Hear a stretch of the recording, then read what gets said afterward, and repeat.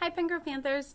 I thought because we have an election coming up next week and we won't be together at school that day, I could make a video reading you guys this new book I got about elections. It's called Leo's First Vote. It has all sorts of information about the rules of voting and how we do it in our country. So let's read it. All right.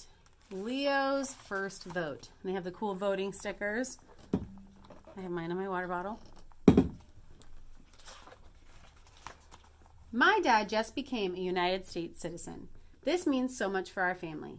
Best of all, it means that he gets to vote for the President of the United States. He promised to take me with him. My teacher, Miss Beck, is excited about voting too. This year we will have a mock presidential election, she tells us. You mean we get to vote for president? Asked Henry. Well, not officially. Does anyone know how old you have to be to vote in the United States? I remember this question from my dad's citizenship test. 18. So none of you are old enough to vote yet. In the U.S., there are two main parties who put up a candidate for president, explains Ms. Beck. Voters mark their ballots for the candidate they think should win. Who are you going to vote for? Henry asked me. You don't have to answer, says Naya. Our ballots are secret. That means no one knows who you vote for unless you want to tell. That's good to know. But who should I choose? At home, Dad and I watch each party announce their candidates at the national conventions. That sure looks like a party to me, says Dad. This doesn't sound like a party, I say. This sounds like arguing. These debates are important, says Dad. The candidates are telling us their ideas for the country. After weeks of listening to the candidates and hearing about them some more, Dad decides who he wants to vote for. I do too. The election is still over a month away, but it's all anyone can talk about. At our family dinner, my cousin Ray tells us he's not going to vote. What's the point, he says. Do you really think one person is going to make a difference? I feel like a deflated balloon. Is Cousin Ray right? Does one person's vote not matter? At the grocery store, some college students hand out maps. Do you know your polling place? That's where you go to vote. Look, Dad, ours is close to our house. At back to school night, I see Naya standing with her grandma. Have you registered to vote? Naya's grandma asks. Register? Dad and I didn't know about this. Every voter must sign up to vote in their state, she explains. Don't worry, I can show you how to check your registration. Thank you for doing this, Dad says. Voting is one of our most important rights as citizens, says Naya's grandmother. It's a right that people in the past have fought for and are still fighting for today. So there were times in our history where certain people in our country weren't allowed to vote, and those laws have been changed, but we have to keep making sure everyone can vote.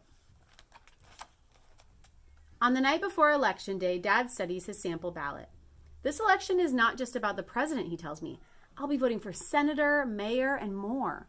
So many important decisions to make. But Dad, what if Cousin Ray is right? What if one person's vote doesn't matter? Dad pulls me close.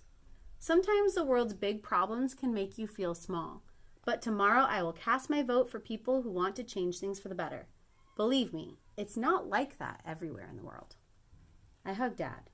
I'm still not sure. The next morning we fill out our ballots to vote in our mock presidential election. We'll tally up the results after lunch, says Miss Beck. It's fun, but I know my vote didn't actually count.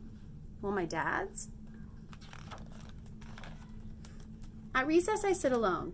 I think about the college students helping people find their polling places. I think about Naya's grandma helping people register to vote. They must believe that one person's vote matters. After lunch, Miss Beck tallies the results of our mock election. The votes are tied so far, shouts Henry. And there's just one ballot left, says Naya. And our last ballot is cast for candidate 1. When Dad gets off work, I rush to his car. Let's go vote. At our polling place, there are so many people. We get closer and closer. My tummy feels like it's full of floating confetti. But then our line slows down. Oh no, says Dad, the polling place closes at 7. We might not make it inside in time. I look at all the people waiting in line who have come to make their voices heard. Suddenly, I remember the paper Naya gave me. Dad, look, if you're in line to vote when the polls close, you can still vote. We should stay in line. We turn to people around us. Stay in line. They turn to people behind them. Stay in line. Word spreads. People stay. We help one another because each vote matters. Every single one. And that's the next day. Here's the newspaper talking about who won. All right, so that's Leo and his dad in their first vote. And yeah, we have voting coming up next week. All right, have a good day, everybody.